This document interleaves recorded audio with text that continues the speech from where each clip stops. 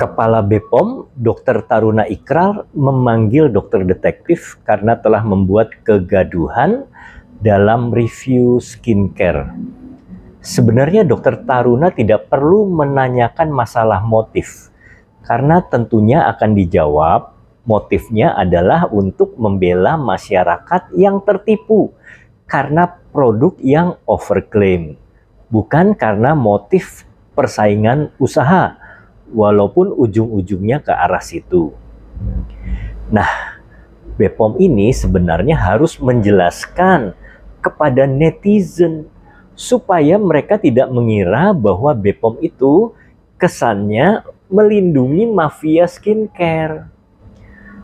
BPOM harus menjelaskan bahwa prosedur pelaporan uji laboratorium tersebut yang benar bagaimana. Jadi tidak benarnya apa yang dilakukan oleh influencer yang melakukan review. Pertama, ketika ada temuan di lapangan, ada produk yang misalkan overclaim atau berbahaya, maka harus segera dilaporkan kepada pihak yang berwenang agar dilakukan penyitaan barang bukti secara steril. Jadi tidak serta-merta dilakukan pemeriksaan sendiri, ya. Tapi harus steril oleh pihak yang berwenang dan dilakukan uji yang valid.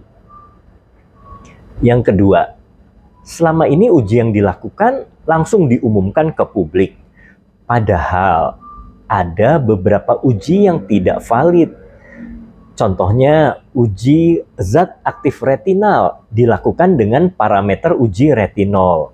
Itu tidak valid, ya. Uji zat aktif lainnya pun dilakukan tanpa pembanding dari zat aktif raw material dari pabrik yang membikin, pabrik yang bersangkutan. Karena kalau kita menguji zat aktif dengan pembanding dengan COA yang berbeda, walau zat aktifnya sama, maka pasti hasilnya akan bias, akan berbeda, bahkan bisa tidak terdeteksi. Lalu mengenai BPOM tidak melakukan uji kadar, itu harus dijelaskan bahwa memang prosedur pembuatan kosmetik hanya dilakukan uji stabilitas dan uji kompatibilitas. Karena bahan kosmetika itu mengandung bahan yang relatif aman, tapi sangat banyak dan bervariasi di dalam satu sediaan. Jadi memang tidak ada aturan ketat mengenai interaksi pelbagai zat tersebut. Berbeda dengan sediaan farmasi yang pada tiap tahapan produksi harus selalu diuji kadar zat aktifnya. Apakah berkurang, apakah malah bertambah?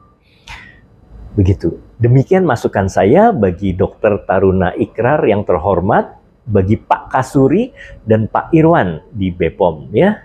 Semoga bermanfaat.